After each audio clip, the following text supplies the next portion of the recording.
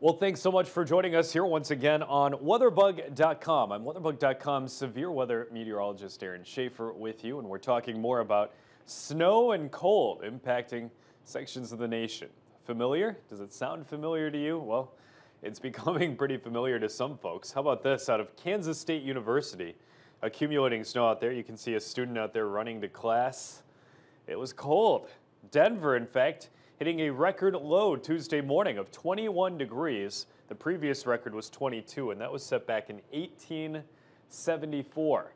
So a very impressive record broken. And then as we headed through the morning time this morning, all these different shades of blue representative of frost or freeze advisories across the area. You've even got a hard freeze warning in that deep blue.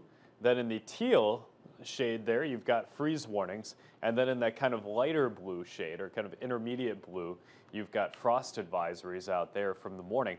And for good reason. Look at this. Kansas City dipping down to 29 this morning. Wichita, Kansas down to 26. Dodge City, 24. Some very chilly conditions around that region.